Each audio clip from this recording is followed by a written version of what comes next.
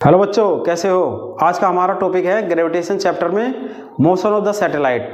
आज हम motion of satellites में उसके कुछ टर्मिनोलॉजी को पढ़ेंगे सैटेलाइट्स की, जैसे कि उसकी ऑर्बिटल वेलोसिटी, टाइम पीरियड और height of the satellite, angular momentum of the satellite, energy of the satellite और उनके कुछ बेस पे numerical problems. Motion of the satellite के बेस पे कुछ न्यूमेरिकल प्रॉब्लम्स जो कि IIT JEE में और नीट्स में आई हुई हैं। तो हम स्टार्ट करते हैं मोशन ऑफ सैटेलाइट। उससे पहले सैटेलाइट को समझ लेते हैं कि सैटेलाइट होती क्या है। सैटेलाइट में क्या होता है कि जब कोई बॉडी किसी हेवनली बॉडी के अराउंड रिवॉल्व करती है तो उस बॉडी को सैटेलाइट कहते हैं। देखो एग्जांपल है, सपोज ये हमारा अर्थ है। अगर ये अर्थ है, ये अर्थ का सेंटर है। अगर कोई इसको सेलेस्टियल बॉडी कहते हैं, सेलेस्टियल बॉडी।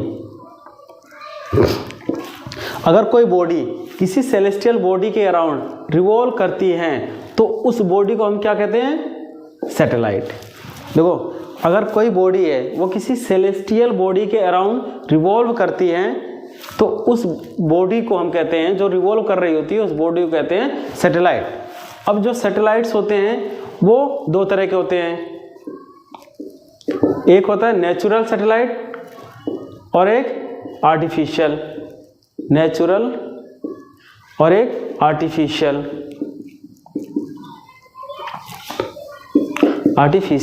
सैटेलाइट।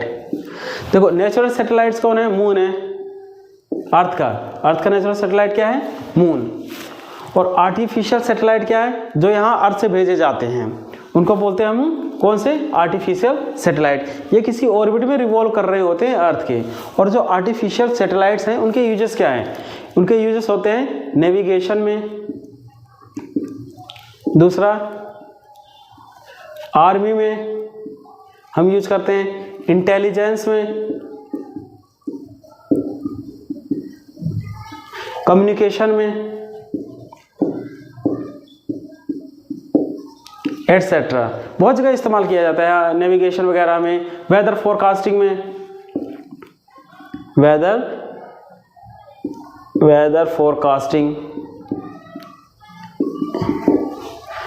नेविगेशन में वेदर मोशन का जो हम अनुमान लगाते हैं वो किससे? सैटेलाइट से, जो यहाँ भेजे जाते हैं, अर्थ के सरफेस से भेजे जाते हैं जो सैटेलाइट, उनसे क्या करते हैं? वेदर फोरकास्टिंग करते हैं। आर्मी की जो आर्मी ट्रूप्स वगैरह जो होते हैं उनकी पता करते हैं। और छठा, हम क्या करते हैं? अर्थ कि इंटीरियर को पता करने के लिए कि पेट्रोलियम वगैरह कहाँ है, क्या करने हैं, अर्थ के इंटीरियर को भी पता करने के लिए भी हम आर्टिफिशियल सैटेलाइट का इस्तेमाल करते हैं। तो अब ये सैटेलाइट के बारे में सारी चीज़ें हमें समझ में आ गई हैं।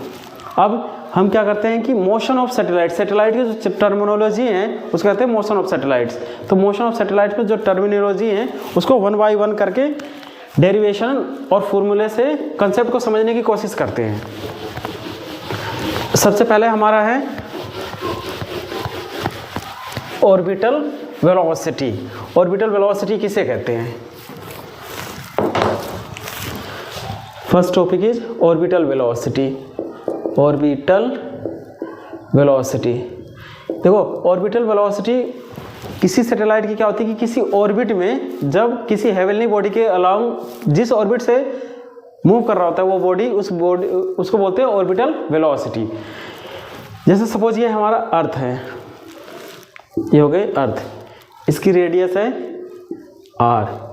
मैंने सपोज किया एक सैटेलाइट है, ये इस ऑर्बिट में रिवॉल्व कर रहा है किसी स्पीड से, उसकी स्पीड हो गई सपोज v0।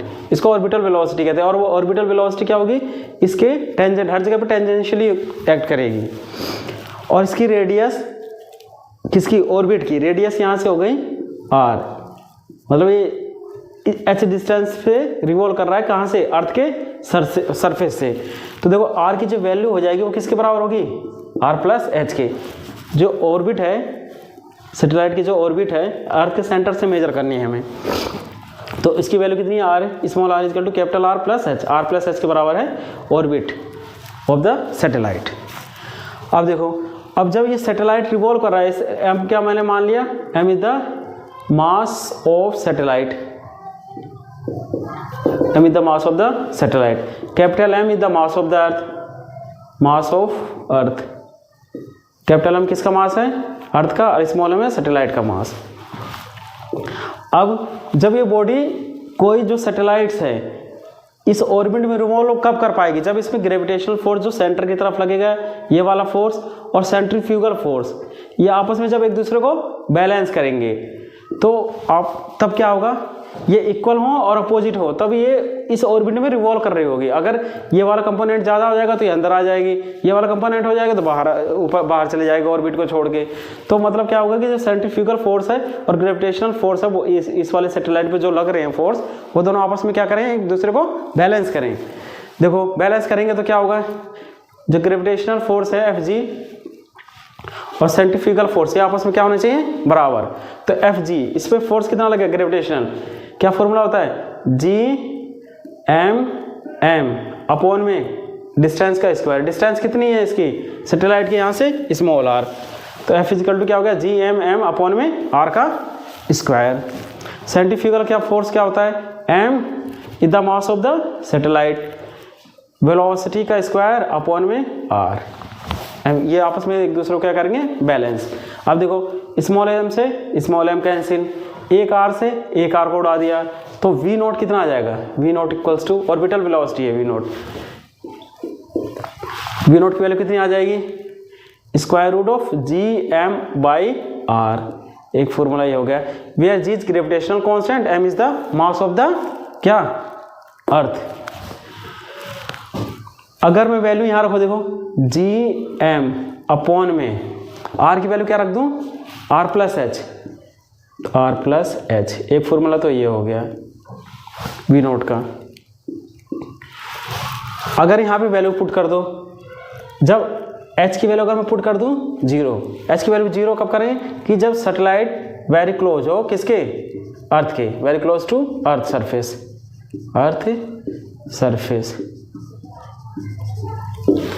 अगर जो ये सैटेलाइट है ये क्लोज बहुत अर्थ के सरफेस के बहुत क्लोजली रिवॉल्व कर रहा है, तो h की वैल्यू क्या हो जाएगी, 0।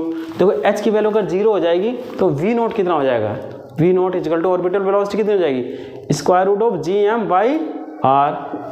देखो square root of Gm by r, h की वैल्यू 0 रख दी, very close to the earth surface.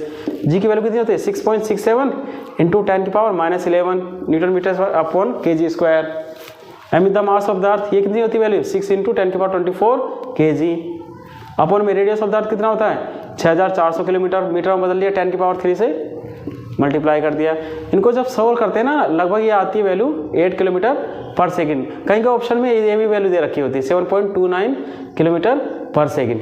तो ये वैल्यू हम कब इस्तेमाल करेंगे, जब जो सैटेलाइट है बहुत अर्थ के बहुत क्लोज में, क्लोज लिखा होगा word, very close, when satellite is revolving very close to the earth surface, then the orbital velocity of the satellite is taken as 8 km per second या अप्रोक्स 7.92 km per second। तो ये सारी information किसके लिए थी, orbital velocity. Second है अब time period. Second is time period of the satellite।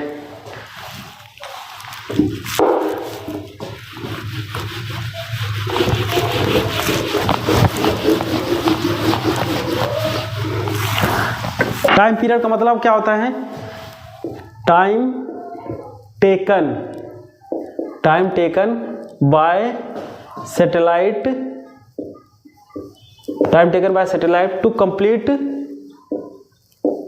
to complete one revolution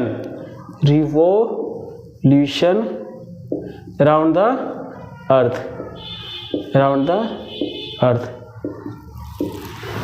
देखो एक पूरा चक्कर लगाने के लिए, जैसे यहाँ से स्टार्ट हुआ मोशन और यहीं से वापस आके एक पूरा चक्कर लगाने पे कितनी डिस्टेंस ट्रेवल करेगी सैटेलाइट, सरकमफ्रेंस को, इस ऑर्बिट के सरकमफ्रेंस को ट्रेवल करेगी।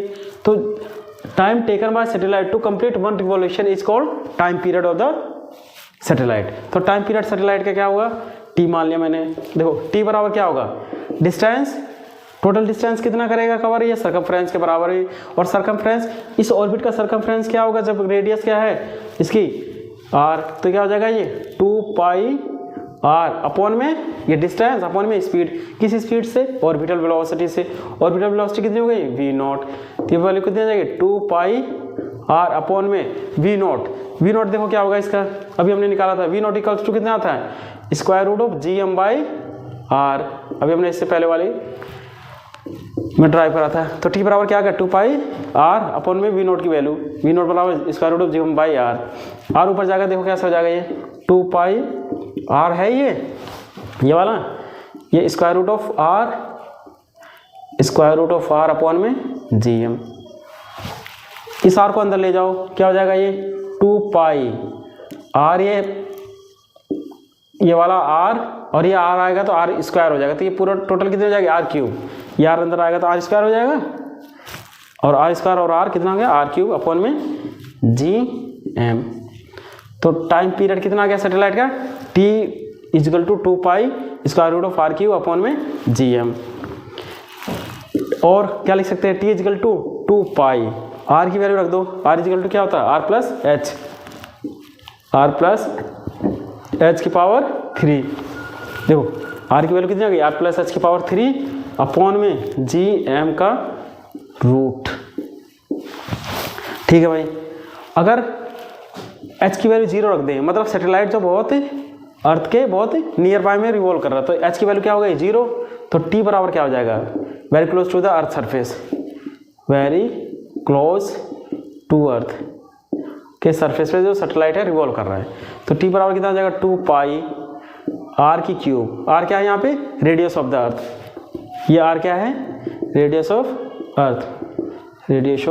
अर्थ,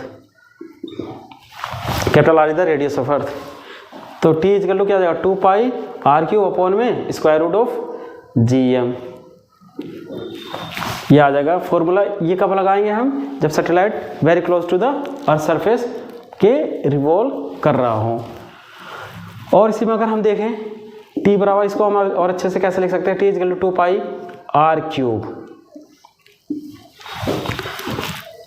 जी इंटू एम, एम बराबर मास ऑफ द सैटेलाइट, क्या होगा मास बराबर क्या होता है density of the mass, sorry M is the mass of the earth, mass of the earth बराबर किसका होगा density of the earth into volume of the earth, volume क्या है स्फीयर कंसीडर करना है, तो वॉल्यूम क्या होता है स्फीयर का 4/3 पाई आर क्यूब, तो मैं मास ऑफ द अर्थ की जगह क्या रख देता हूँ यहाँ पे रो इंटू 4/3 पाई आर क्यूब, ये सब रूट में है अंदर, टी इक्वल्स टू 2 पाई, देखो आर क्यूब से आर क्यूब कैंसिल, ये 3 ऊपर पहुंच जाएगा, ये 3 ऊपर पहुंच गया, आर क्यूब से आर कैंसिल, तो 3 ऊपर पहुंच गया, नीचे क्या बचा 4g रो, इसको और कैसे लिख सकते हैं 2 पाई को अंदर ले आओ तो कितना हो जाएगा देखो 3 इंटू 2 का ये हो जाएगा स्क्वायर 4 पाई का भी स्क्वायर अपॉन में 4 और एक पाई यहाँ पे और भी है 4g रो और पाई 4g रो पाई, तो 4g रो और पाई, एक पाई से एक पाई कैंसिल, 4 से 4 कैंसिल, तो कितना आ गया ये देखो स्क्वायर रूट ऑफ 3, 4 से 4 कैंसिल हो गया ना 3 pi square root of 3 pi upon में रो जी, रो और जी ये अंदर है सब, ये एक फॉर्मूला किसके लिए हो गया time period of the satellite का ये भी। लेकिन ये वाला फॉर्मूला तब कब इस्तेमाल करेंगे जब सैटेलाइट बहुत क्लोज रिवॉल्व कर रही होगी अर्थ सरफेस के, तब ये इस्तेमाल करेंगे। कोई भी आ सकता है ऑप्शन में, तो ये सब चीज़ें ध्यान रखनी है। नेक्स्ट है height of the satellite, third is height of the satellite.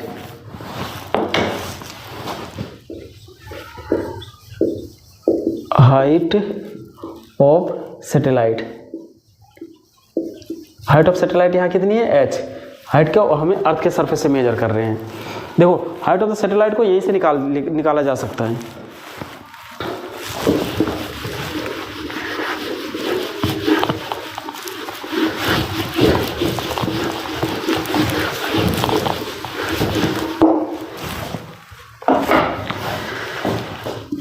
H की वैल्यू निकालनी है मुझे हाइट ऑफ द सैटेलाइट के लिए। तो एच की वैल्यू निकालने के लिए वैल्यू क्या करो, इसको मैं ऐसा लिख सकता हूँ टी अपॉन में 2 pi equals to R plus H की पावर 3 अपॉन में जी एम, और यहाँ कर दो रूट हटाने के लिए स्क्वायर। देखो ये रूट हटा, टी अपॉन में 2 पाई कर दिया, इसको रूट को हटाने के लिए यहाँ स्क्वायर कर दिया, आर प्लस एच की पावर 3 अपॉन में जी एम। ये समझ में आ गया होगा।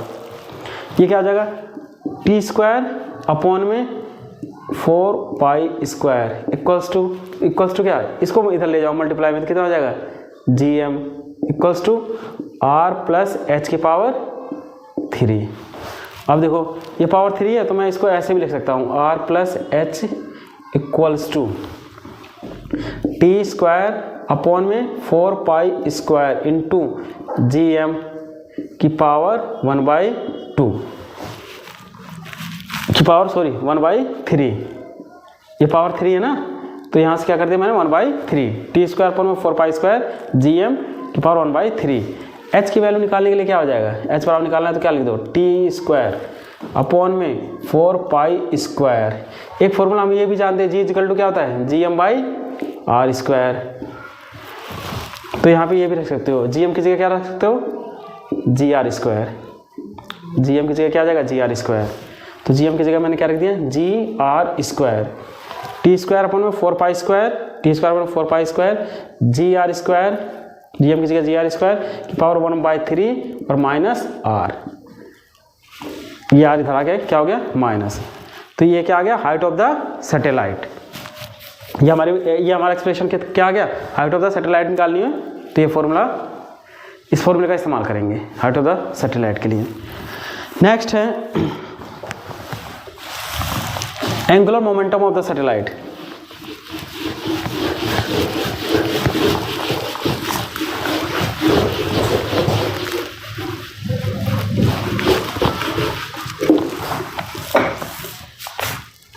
Fourth is angular momentum of the satellite.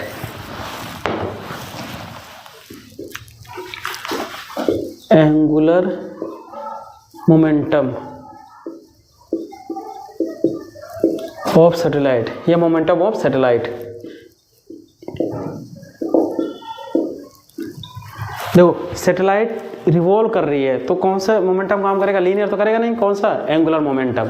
तो एंगुलर मोमेंटम बराबर क्या होगा mass of the satellite, velocity of the satellite orbital velocity into R, M into orbital velocity V naught equals to कितना होता है square root of G M by are.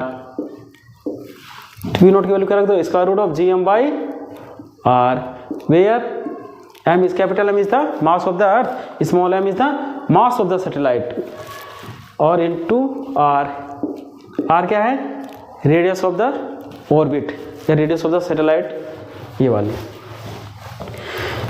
इस क्या करो इस m को अंदर ले जाओ तो देखो क्या हो जाएगा, स्क्वायर रूट के अंदर ले गया था मैं, अगर यहाँ g है कैपिटल M है अपॉन में r है, कैपिटल M है जी एम और r, इस m को ले जाएंगे तो यहाँ क्या हो जाएगा स्मॉल m का स्क्वायर हो जाएगा। ठीक है, ये भी बाहर है, इसको भी अंदर ले जाओ तो इसको क्या कर दो r का स्क्वायर, इसको ले गए अंदर m स्क्वायर, इसको अंदर ले गए r स्क्वायर। देखो क्या हुआ r से r कैंसिल, एक तो क्या बचा square root of G M M, square root of G M M M square और r का रूट, या फिर इसको मैं लिख दिया 1/2।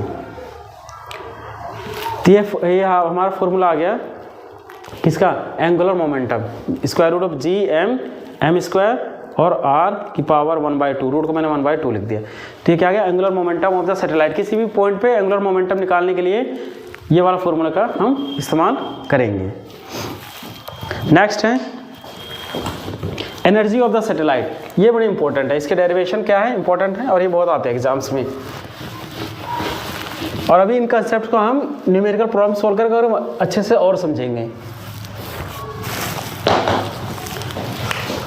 Fifth is energy of the satellite, energy of satellite,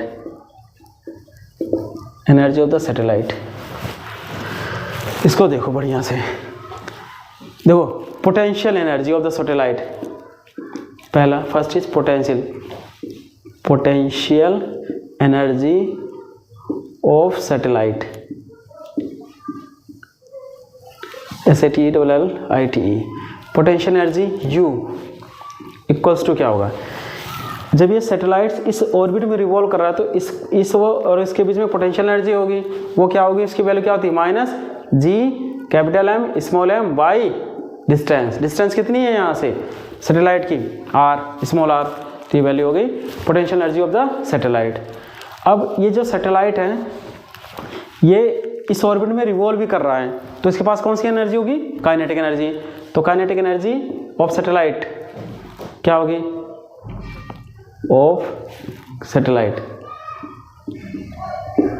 kinetic energy क्या कह दिया मैंने अगर, तो ये क्या होगा, हाफ ऑफ m वेलोसिटी का स्क्वायर, वेलोसिटी क्या है, ऑर्बिटल वेलोसिटी, तो ये हो गया equals to half of m, v naught की वैल्यू क्या है, ऑर्बिटल वेलोसिटी क्या होती है, square root of gm by r, तो इसका स्क्वायर कर देंगे तो कितना आ जाएगा, v नोट का स्क्वायर कितना हो जाएगा, देखो gm by r, half of m v naught का स्क्वायर, ये रख लो gm बाई r, तो फॉर्मूला काइनेटिक एनर्जी कितना बचा, देखो half of G M capital M small m upon में r, GMM अपॉन में 2r, क्या ये क्या होगा, काइनेटिक एनर्जी।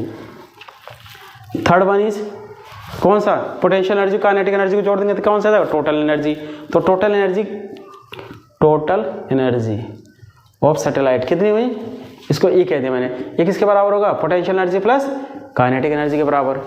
पोटेंशियल एनर्जी कितनी है, माइनस GMM अपॉन में R प्लस काइनेटिक एनर्जी कितनी है, GMM अपॉन में 2R।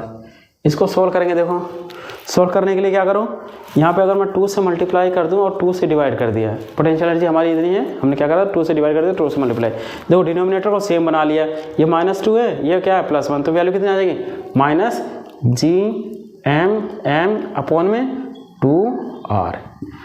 तो टोटल एनर्जी क्या आ गई, माइनस GMM अपॉन में 2R। अब एक चीज़ यहाँ पे देखने वाली है कि जो टोटल एनर्जी सैटेलाइट की है वो क्या है, नेगेटिव, टोटल एनर्जी सैटेलाइट की क्या है, नेगेटिव। इसका मतलब क्या है कि जो सैटेलाइट है वो अर्थ के अट्रैक्टिव फोर्स से बाउंडेड है और ये इस वाले ऑर्बिट को छोड़ के कहीं जाएगी नहीं। इस टोटल एनर्जी जो नेगेटिव टोटल एनर्जी है ये इंडिकेट कर रही है कि satellite is bounded by the earth attractive या अर्थ अट्रैक्शन फोर्सेस की वजह से and it will not leave the orbit. ये हो गया total energy of the satellite. ये फॉर्मूले हमें बड़े ये याद रखने हैं, U = minus GMM by R, और ये वाला काइनेटिक एनर्जी का और ये टोटल एनर्जी।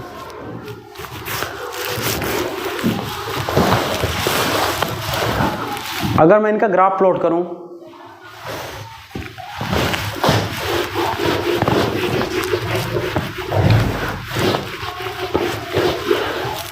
ग्राफ प्लॉट करने से पहले एक बार रिलेशन देख लो, क्या रिलेशन भी आते हैं कई बार। अगर पोटेंशियल एनर्जी काइनेटिक एनर्जी में देखो, पोटेंशियल एनर्जी काइनेटिक एनर्जी दोनों क्या है, नेगेटिव हैं। पोटेंशियल एनर्जी अपॉन में total energy, sorry potential energy upon में टोटल एनर्जी, टोटल एनर्जी को E से लेना है, काइनेटिक एनर्जी को K से और पोटेंशियल एनर्जी को U से। Total energy E, kinetic energy K, potential energy U। तो अगर मैं पोटेंशियल एनर्जी अपॉन में क्या करता हूँ, टोटल एनर्जी, देखो क्या होगा, पोटेंशियल एनर्जी कितनी है, माइनस GMM अपॉन में R, माइनस GMM अपॉन में R, ये कितनी है टोटल, माइनस GMM अपॉन में 2R। ये देखो नेगेटिव नेगेटिव कैंसिल, ये टोटल कैंसिल, R से R कैंसिल, ये 2 पर पहुंच जाएगा। तो U = कितना हो गया, 2 टाइम्स ऑफ, ये रिलेशन याद रखना है कि जो पोटेंशियल एनर्जी होती है वो टोटल एनर्जी क्या होती है, डबल। पोटेंशियल एनर्जी कितनी होती है, टोटल एनर्जी के डबल के बराबर।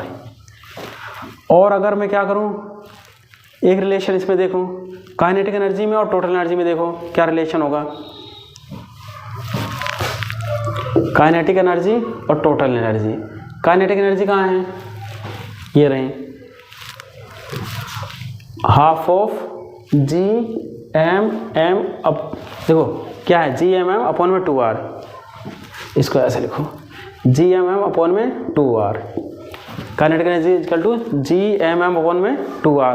पोटेंशियल एनर्जी कितनी है? माइनस GMM अपॉन में 2R। वैल्यू सेम है पर क्या है, मैग्नीट्यूड नेगेटिव है यहाँ, माइनस GMM अपॉन में 2R। ये पूरा कैंसिल हो जाएगा, वैल्यू कितनी आएगी? -1। इसका मतलब क्या है, K अपॉन में E इक्वल्स टू क्या होगा? -1, या E अपॉन K भी -1 होगा। तो काइनेटिक एनर्जी ऑफ सैटेलाइट और total energy of the satellite, देखो मैग्नीट्यूड वाइज दोनों क्या है? बराबर। साइन का अंतर क्या है? यहाँ नेगेटिव आ जाएगी। तो क्या करोगे, काइनेटिक एनर्जी में अगर माइनस से मल्टीप्लाई कर दोगे तो क्या हो जाएगा? Total energy. या फिर टोटल एनर्जी में माइनस से नेगेटिव साइन, टोटल एनर्जी में माइनस से मल्टीप्लाई कर दो तो प्लस हो जाएगी। तो वो क्या आ जाएगी? Kinetic energy of the satellite. तो ये फॉर्मूले हमें याद रखने हैं। अब इसका अगर ग्राफ हम देखें,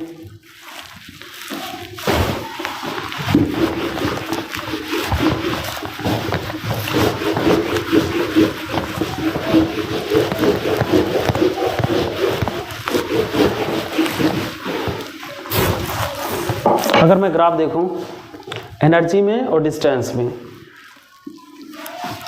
ये एनर्जी हो गई पॉजिटिव एनर्जी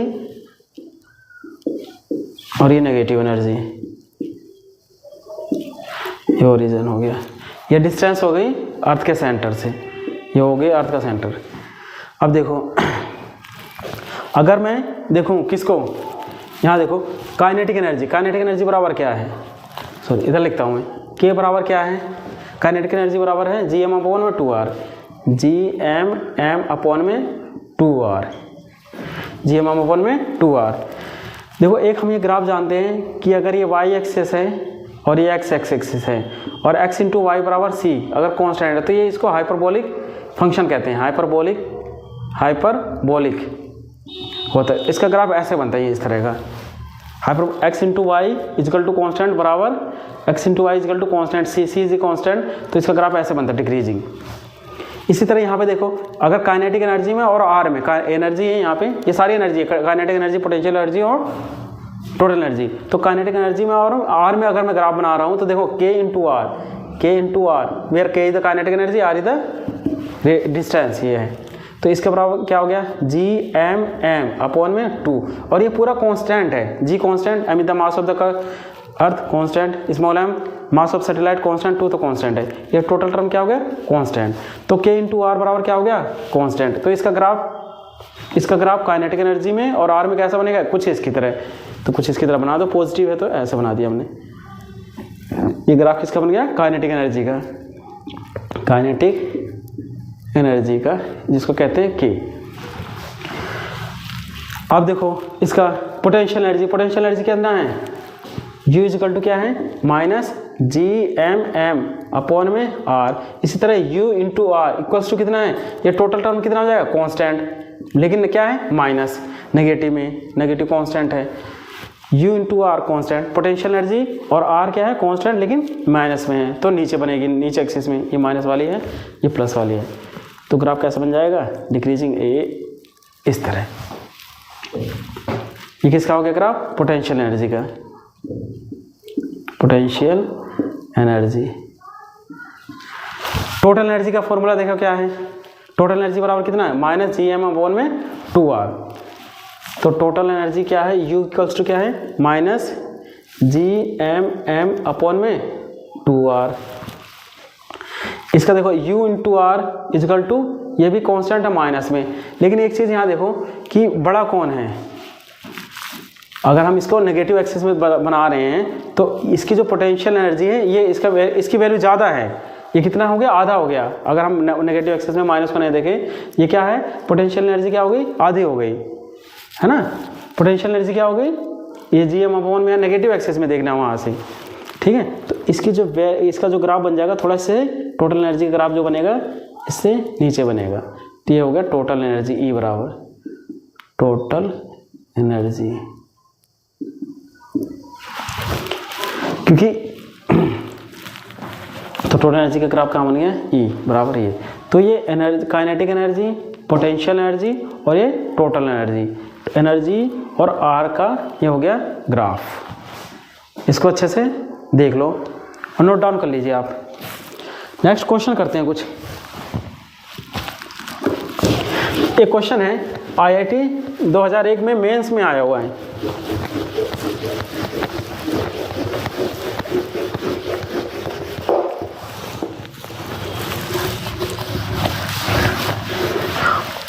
कौन सा IIT 2001 मेन की प्रॉब्लम लेते हैं हम।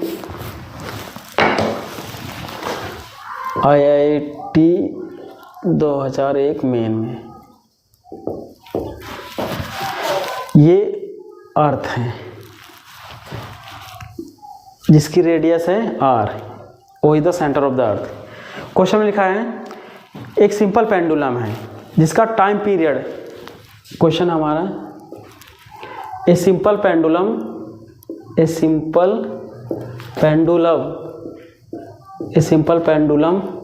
Have time period t1 at the surface of the earth,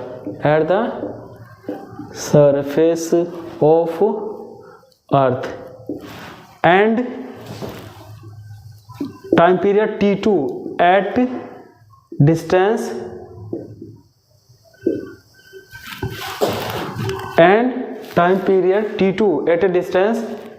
h equals to r from the surface of the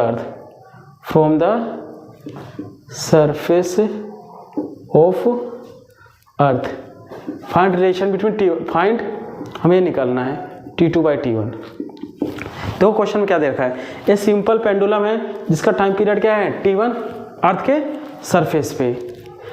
surface पे टाइम पीरियड कितना है t1, और जब हम सिंपल पेंडुलम को उठा के ले गए हाइट h पे और h की जो वैल्यू है वो रेडियस ऑफ द अर्थ के बराबर है। क्वेश्चन लिखा है h की वैल्यू रेडियस ऑफ अर्थ के बराबर है। तो यहाँ पे जो टाइम पीरियड हो गया सिंपल पेंडुलम का वो कितना हो गया, t2 की वैल्यू कितनी हो गई t2 की वैल्यू टाइम पीरियड कितना हो गया t2। तो मुझे रिलेशन बताना है t2 अपॉन में t1 की वैल्यू बतानी है। क्या होगा, देखो time period of simple pendulum बराबर क्या होता है, t equal to 2 pi upon में √L/g। सपोज ये सिंपल पेंडुलम है, ये बोब का मास है और इसकी लेंथ L है, तो सिंपल पेंडुलम का टाइम पीरियड निकालने का फॉर्मूला क्या होता है, t equals to 2 pi √L/g, where L is the length of the string and g the acceleration due to gravity. अगर हम यहाँ देखें, अगर पेंडुलम को हम ऊपर उठा लेंगे तो 2 पाई और लेंथ तो कांस्टेंट है, g की वैल्यू चेंज होगी क्योंकि जब हम हाइट अर्थ के सरफेस से ऊपर जाते हैं तो g पे फर्क पड़ेगा। तो t की जो वैल्यू वो किसके इन्वर्सली प्रोपोर्शनल हो गई, स्क्वायर रूट ऑफ g। अगर मैं अर्थ के सरफेस पे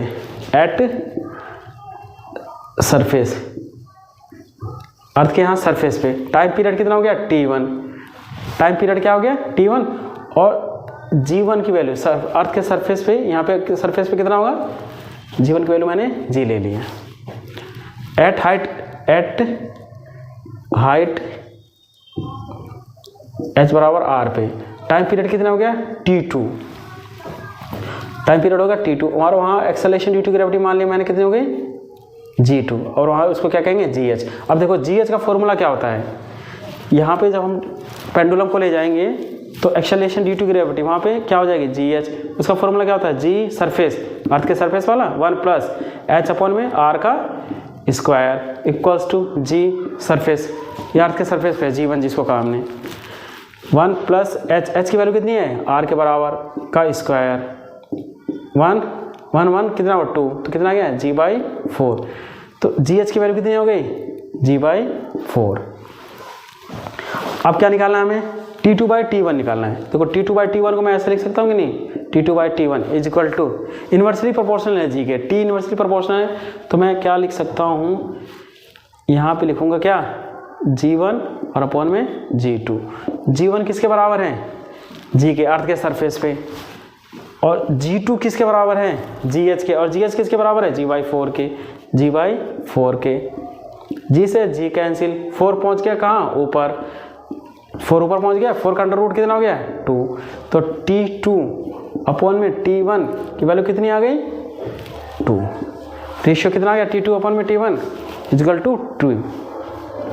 क्वेश्चन एक बार दोबारा देखो, ये अर्थ है, ये अर्थ का सरफेस है, यहाँ सिंपल पेंडुलम ने देखा तो उसका time period t1, simple pendulum को हम यहाँ पे ले गए तो उसका टाइम पीरियड कितना हो गया T2। तो T2 अपॉन में T1 की वैल्यू बतानी है जब हाइट कितनी हो जाए रेडियस ऑफ द अर्थ के बराबर। तो ये फॉर्मूला हम जानते हैं, T इनवर्सली प्रोपोर्शनल 1/g हो गए, बाकी टर्म जो है कांस्टेंट हो गए। अर्थ के सरफेस पे ये वाला पैरामीटर, हाइट h पे ये वाले पैरामीटर, और इन प्रॉब्लम को पूरा सोल्व कर लिया। ये IIT 2001 में मेंस में आई प्रॉब्लम है। एक बहुत बड़ी इंपॉर्टेंट प्रॉब्लम को लेते हैं जो कि IIT 2020 मेंस में आई हुई है। क्वेश्चन मैंने यहाँ लिखा हुआ है, देखो, a satellite is moving in a low circular orbit around the earth, its radius is रफली, सैटेलाइट की जो रेडियस है वो अर्थ के रेडियस के बराबर इन्होंने ले रखा है कि जो सैटेलाइट है very close to the earth surface के रिवॉल्व कर रहा है, to that of the earth radius RE। जो अर्थ की रेडियस हमने लिख रखी है वो क्या है RE। वो जो सैटेलाइट की रेडियस भी कितनी हुई अर्थ के रेडियस के बराबर, ये जूम करके चलना है। By firing the rocket, rocket को फायर करना है अटैच टू इट्स, सैटेलाइट जो है रिवॉल्व कर रही है उस सैटेलाइट में से एक रॉकेट को फायर करना है, और फायर करने से क्या है इट्स स्पीड, जो सैटेलाइट रिवॉल्व कर रहा है instantaneously increase in the direction of its motion so that it become √3/2 times the larger. Due to this the further distance from the centre of the earth the satellite reaches is R। इस तरह जब हमने rocket को fire किया है satellite से तो जो सैटेलाइट है वो अर्थ से बहुत दूर चला जाता है, तो जो डिस्टेंस है वो बतानी है हमें कहाँ से, जो सैटेलाइट पहुँच गया उसकी डिस्टेंस है R, तो उस वैल्यू बतानी है R कितनी होगी। देखो एक बार मैं यहाँ से डायग्राम बना के समझाता हूँ। सॉल्यूशन, सपोज ये अर्थ है,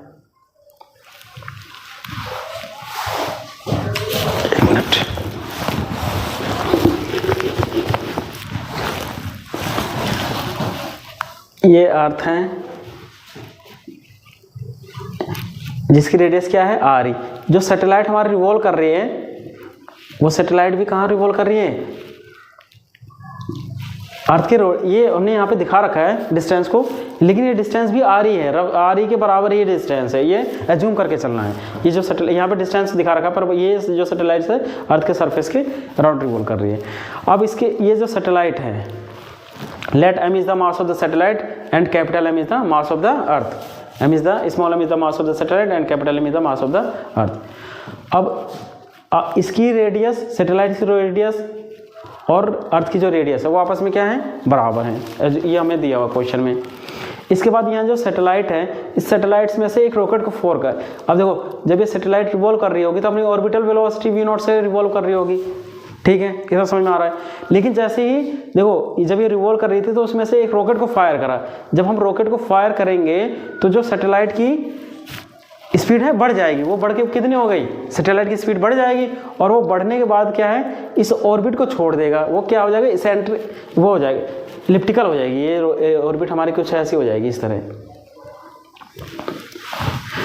तो इसकी जो डिस्टेंस, सपोज ये फर्दर सैटेलाइट हमारी यहाँ पे आ गई, इसकी डिस्टेंस कितनी हो गई r, और इस पॉइंट में अगर मैं a मान लेता हूँ और इस पॉइंट को अगर हमने b कहा तो यहाँ पे जो स्पीड है यहाँ पे सपोज कितनी है v1 और यहाँ स्पीड कितनी हो गई v2।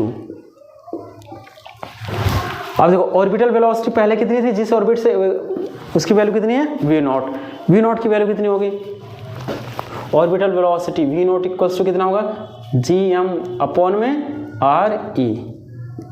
ऑर्बिटल वेलोसिटी तो यही होगी √gm/re।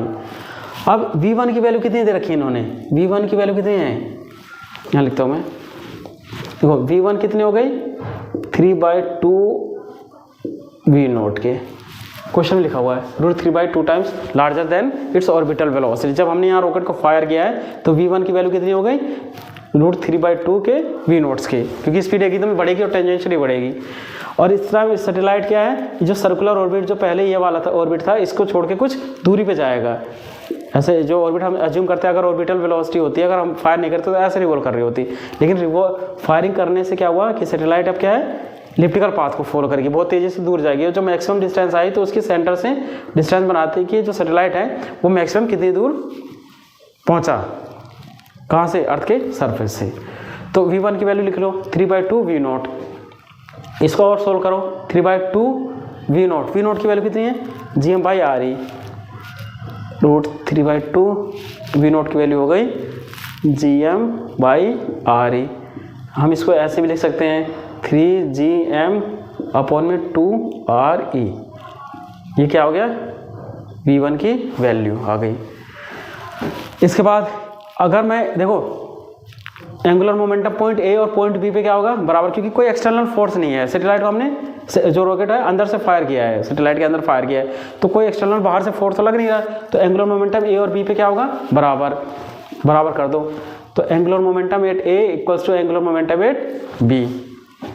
एंगुलर मोमेंटम क्या होगा, mass of satellite, M mass of satellite, तो यहाँ भी सेम ही रहेगा, m v1, और इसकी जो रेडियस है पहले कितनी है, RE, पहले तो रेडियस RE है जब फायर किया है, मास इनटू वेलोसिटी कितनी हो गई जब फर्दर डिस्टेंस पे आ गए, पॉइंट बी पे, रेडियस हो गई R,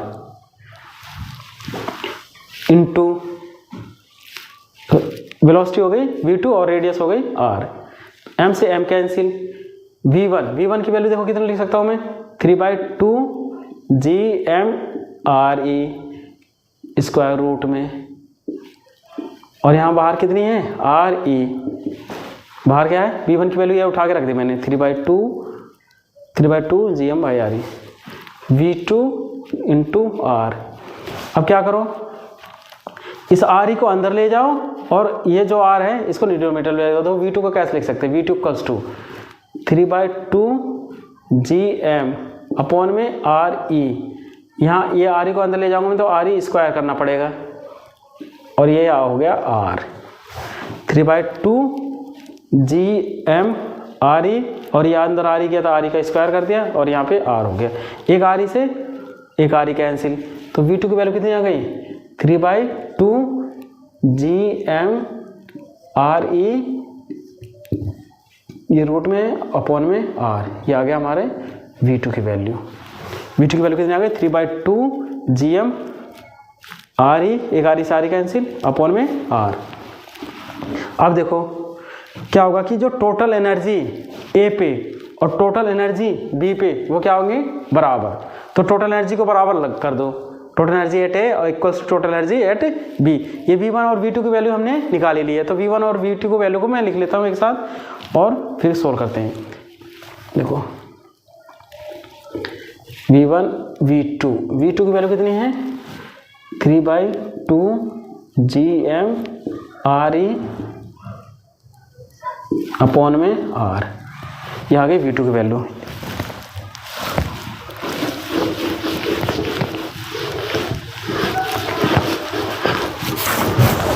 अब total energy at A equals to किसके हो गया, टोटल एनर्जी एट बी, ये इसके क्या होगा, बराबर, टोटल एनर्जी कंजर्वेशन प्रिंसिपल लगाया, total energy at A equals to total energy at B, तो बराबर होंगी।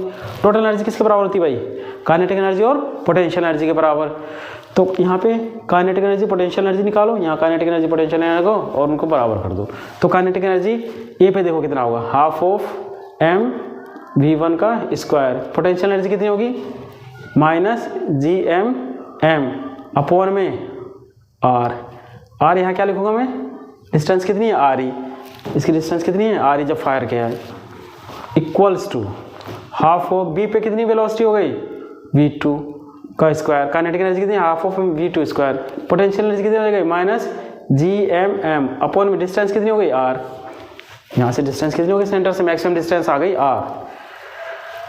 अब वैल्यूज रखो इसमें, हाफ ऑफ m v1 का स्क्वायर, v1 ये है वैल्यू, v1 की वैल्यू कितनी है, 3/2 GM अपॉन में RE का रूट का स्क्वायर, देखो half of m v1 3/2 square root of GM upon में 3/2 GM/RE का स्क्वायर, माइनस GM/m अपॉन में RE equals to half of m v2 का स्क्वायर, v2 की वैल्यू कितनी है, ये रही 3/2 GM/RE का अंडर रूट अपॉन में R का स्क्वायर, ये है देखो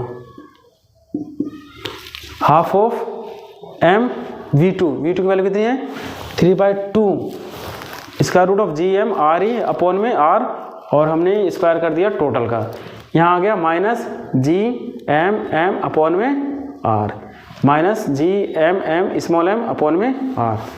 सोल्व करो इसको आगे, इक्वल्स टू देखो कितना होगा, हाफ ऑफ एम इंटू इसका स्क्वायर से अंडर रूट कैंसिल, ये स्क्वायर से ये अंडर रूट कैंसिल, कितना हो जाएगा 3/2 G M R E, 3/2 G M R E, square से अंडर रूट कैंसिल हो गया, minus G M M upon में R E, minus G M upon में आर ई।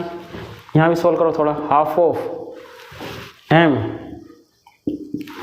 ये क्या करो देखो स्क्वायर रूट से इसको कैंसिल करो, कितना आ जाएगा ये 3/2 जी एम आर ई, और यहाँ आ जाएगा आर का स्क्वायर, ये रूट में ये वाला, तो ये 3/2 G M R E as it is लिख लिया, अपॉन में ये आर का हो जाएगा स्क्वायर यहाँ लिख लिया, minus G M M upon में आर। इस 2 को मैं नीचे ले जाऊँ, अब आगे यहाँ आगे नेक्स्ट लाइन में करते हैं। ये कितना हो जाएगा 3/4, 2 मल्टीप्लाई 4, 3/4 जी एम अपॉन में R E, minus G M upon में आर ई, देखो 3/4 G M M small M, ये रह गया 3/4 G capital M small M by R E, minus G M upon में R B is equal to, ये भी कितना हो जाएगा 3/4, 3/2 नीचे आ गया 4 हो गया, G M small M R E upon में आर का square, minus G M upon में कैपिटल आर। ऊपर से रब करते हैं ये,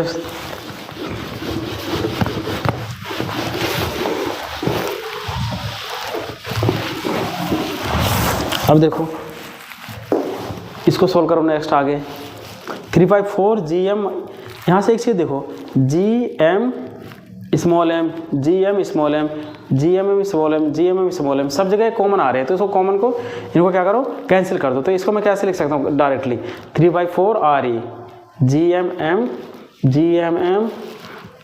एम और ये जी एम एम, ये सब में आ रहा है, तो ये क्या हो जाएगा, यहाँ से कॉमन निकालेंगे, यहाँ से कॉमन निकालेंगे और कैंसिल आउट कर दिया, तो समझ में आ गया होगा आपको।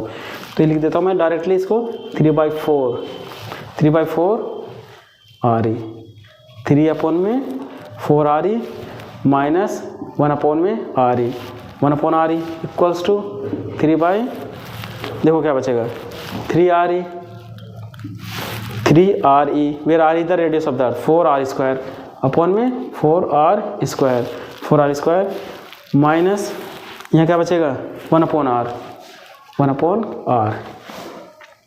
सोल्व करो इसको, 1 अपॉन आर को मैं कॉमन ले लेता हूँ, अगर यहाँ देखो कितना आ जाएगा 3/4 minus 1 equals to 3 R E upon में 4 आर स्क्वायर माइनस 1 अपॉन में आर।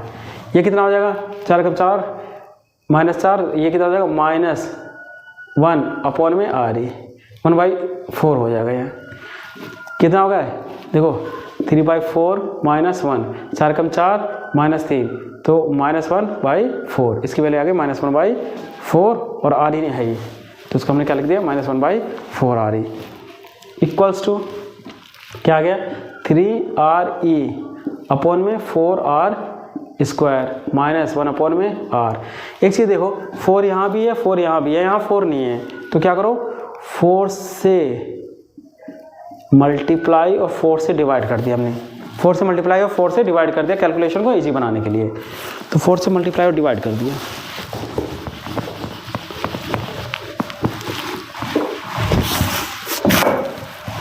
कैलकुलेशन करनी है बस। अब देखो 4 को कॉमन लेके काट दिया सब जगह से, तो क्या बचा यहाँ पे -1 अपॉन में आर ई, -1 अपॉन में आर ई इक्वल्स टू क्या बचेगा 3 आर ई अपॉन में 3 आर ई अपॉन में आर स्क्वायर इक्वल्स टू, है ना, ये 4 तो नीचे से सबके 4 कट गए, यहाँ क्या बचेगा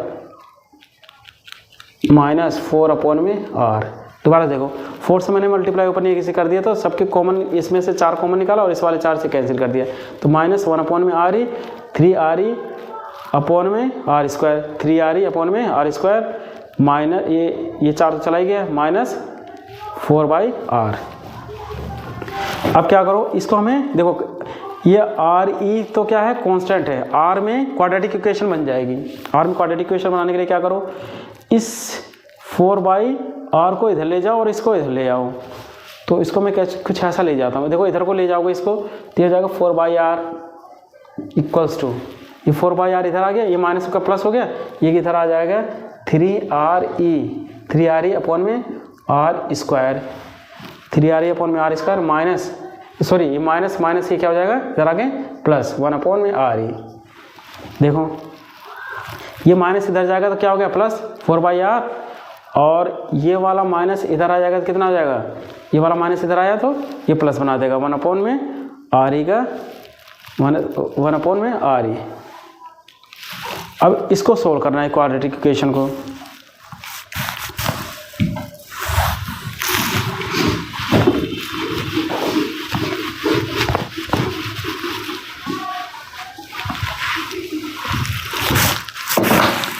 क्या करो कि इसमें से देखो ये 4 अपॉन में क्या है r equals to 3RE upon में आर स्क्वायर प्लस 1 अपॉन में RE। इसको ऐसे कर लेता हूँ मैं, आर स्क्वायर RE, तो आर स्क्वायर से आर स्क्वायर कैंसिल हो जाएगा तो कितना लिख लूँगा मैं 3RE का स्क्वायर, 3RE स्क्वायर। देखो इसको एलसीएम ले लिया दोनों को, आर स्क्वायर RE को ले लिया यहाँ पे, आर स्क्वायर से आर स्क्वायर कैंसिल तो RE 3RE का स्क्वायर प्लस RE से RE कैंसिल क्या बचा आर स्क्वायर, RE से RE कैंसिल क्या बचा खाली आर स्क्वायर, यहाँ आर स्क्वायर लिख दिया 4/r। अब क्या हुआ, r से r उड़ा दिया तो क्या बचा यहाँ 4 RE को इधर ले जाओ, r से r उड़ा दिया तो यहाँ क्या बचेगा r बचा, ये लिख दिया मैंने, इसको क्रॉस मल्टीप्लाई में ले गए तो 4r RE इक्वल्स टू कितना आ गया 3RE का स्क्वायर प्लस r का स्क्वायर। और सोल्व कर लो इसको, इस वाले टर्म को इधर ले जाओ, देखो क्या हो जाएगा आर स्क्वायर ये है प्लस 3RE का स्क्वायर, 3RE का स्क्वायर ये आगे इधर आके माइनस हो जाएगा 4RER इक्वल्स टू 0। अब ये क्वाड्रेटिक इक्वेशन बन गई R में, इसको और अच्छे से मैं कैसे लिख सकता हूँ, R में R square minus 4RER plus 3RE का स्क्वायर इक्वल्स टू 0। ये टोटल कांस्टेंट, तो ये इक्वेशन हमें कुछ ऐसे दिखाई दे रही है ax square plus bx plus c equals to 0। अब इसको सोल्व करना, खाली इसको सोल्व करो और आंसर आ जाएगा।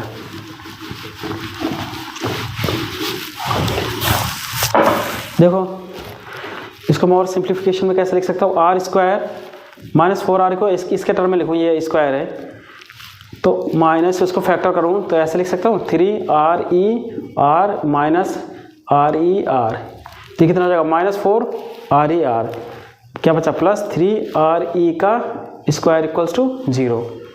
अब यहाँ से देखो, यहाँ से r को कॉमन लो, r कॉमन आ जाएगा तो r यहाँ क्या बचेगा r कॉमन ले लिए तो r बचा, माइनस r कॉमन ले लिए कितना बचेगा 3RE, माइनस यहाँ से क्या कॉमन ले सकते हो RE कॉमन ले लिया, क्या बचा r, देखो माइनस RER हो जाएगा, माइनस RER हो गया, यहाँ क्या बचेगा, यहाँ क्या, यहाँ प्लस है तो यहाँ माइनस लेना पड़ेगा, माइनस माइनस क्या हो गया प्लस, यहाँ RE आ गया तो 3 और RE, देखो माइनस माइनस प्लस और RE 3 माइनस माइनस हो गया प्लस RE का स्क्वायर और 3, ये आ गया टर्म इक्वल्स टू 0। ये क्या हो गया, इनको कॉमन ले लिया तो r माइनस 3RE ये एक साथ आ गए और यहाँ क्या बचा r minus RE equals to 0।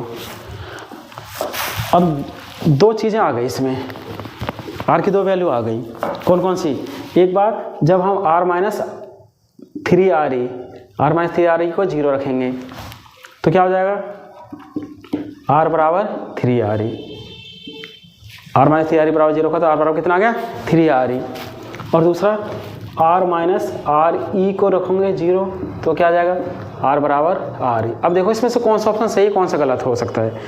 तो R बराबर RE का मतलब क्या होगा कि जब हम इसको फायर कर रहे हैं यहाँ से, जब हम इसको फायर करेंगे रॉकेट को, तो जो फायर करेंगे तो उसकी जो ऑर्बिट है वो कुछ RE से कुछ ज़्यादा हो जाएगी, क्योंकि वो इलेक्ट्रिकल पाथ को फॉलो करेंगे। अगर VO0 वैल्यू होती, यहाँ पे वैल्यू दे रखी है रॉकेट को फायर करने से, जो V1 की वैल्यू है 3/2 टाइम्स होगी ऑर्बिटल वेलोसिटी की। इसका यह मतलब है कि जो सैटेलाइट है वो इलिप्टिकल पाथ को फॉलो कर रही है, इलिप्टिकल पाथ को फॉलो कर रही है, तो वो जो ऑर्बिट है पहले वाले ऑर्बिट के बराबर नहीं होगी। इसका मतलब है कि R की जो वैल्यू है ये RE के बराबर नहीं होगा। तो ये ऑप्शन क्या हो गया हमारा गलत। तो ऑप्शन कौन सा है? R बराबर 3RE। R बराबर 3RE कौन सा ऑप्शन हो गया? Option number A. ये जो प्रॉब्लम आई है IIT 2020 मेन में आई हुई प्रॉब्लम है। आई थिंक ये प्रॉब्लम आपको अच्छे से समझ में आ गई होगी।